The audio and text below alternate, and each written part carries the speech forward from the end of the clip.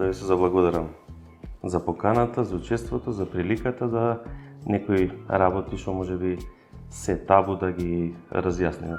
Значи, прво и основно, трудната жена не е болна жена. Значи, тоа е здрава особа и така треба и да се однесува.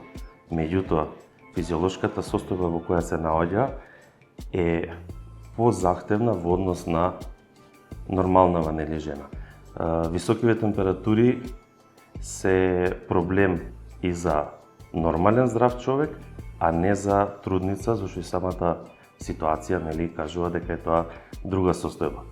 Значи, препорачливо е умерено живење, умерено однесување. Што значи тоа? Значи, летниве горештини дефинитивно треба да се избегнуваат во оној црвен тајминг меѓу 11 и 16 часот со оглед на сите овие високи температури, глобално затоплување и се тоа што оди во некој прилог да не можеме нормално и физиолошки да функционираме, зашто и нашиот хабит не е така навикнат. Сме стаени, да речем, силом прилика во една таква ситуација и така некако си се сноѓаме. Значи, што е најбитно за трудниците кои веќе планираат одмори? Да не се тоа некои екзотични и далечни дестинации, посебно не во последниот триместар од бременоста. Зашто во секој случај, кога женава веќе е навлезена во трет триместар или во втор триместар, затоа што секоја бременост поголема односно секој плод со тежина поголема од 500 грама, да дојде до некое прерано породување, се води како пород. И затоа би било многу паметно, сигурно и за пациентката и за придружбата, што е да се барем во некое место каде што има достапност од медицински центар, медицинска екипа, брза помош, породилиште или како год. Многу е битно да трудниве жени, посебно во овој летен период, се добро хидрираат. Минимум 3 литри вода. Дали ќе е тоа вода со лимон, со портокал, со нане, со лед, меѓутоа што помалку да се избегнува внос на газирани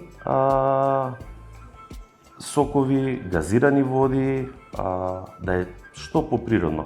Што помалку се внес на јаглени хидрати и на сол, зашто сами во овие субстрати влегуваат во тело, односно во тивото на пациенткава и на себе навлекуваат вода, со тоа што пациенткава нефизиолошки се поправа, односно затекува. И се јавува тука проблем веќе ретроградно и со тежина, и со притисок, и со нелагодност и се вртиме во еден затворен круг.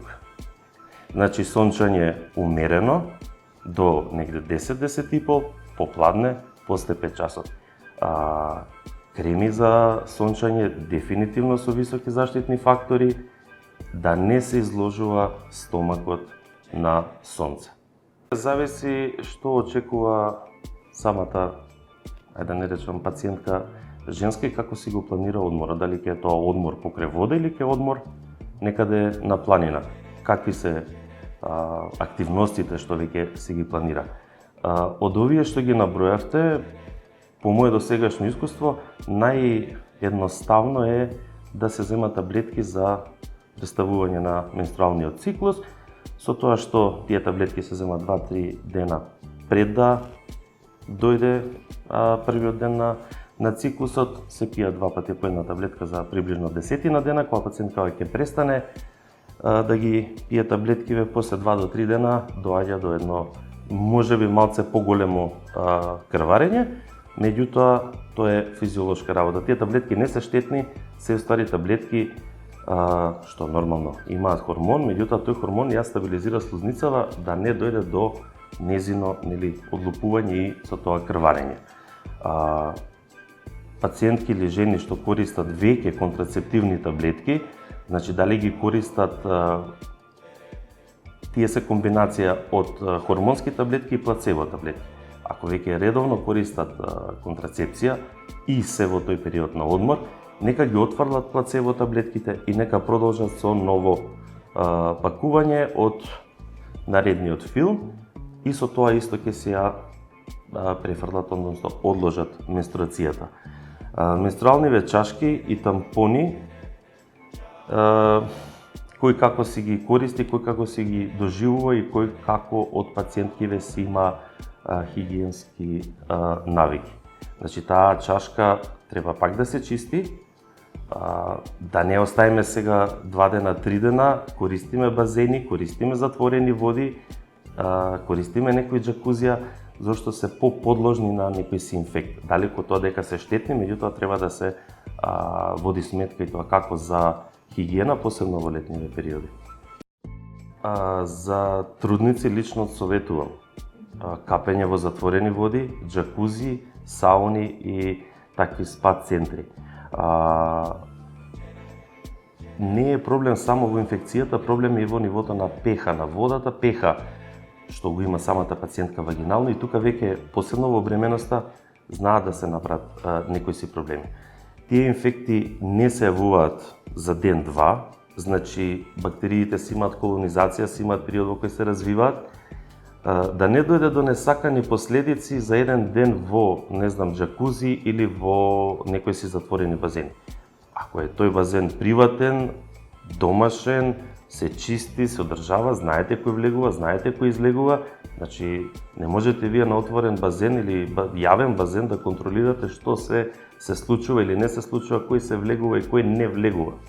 Затоа за трудни жени, јас лично и од досегашно искуство што го имам, одсоветувам дефинитивно. Препорачливи се отворени води, чисти води. Тоа е прва работа. Втора работа, за трудни жени исто многу битно самиот акт на влегување во вода, посебно во втори, трет триместар, кога веќе маткава е поголема. Се извинувам.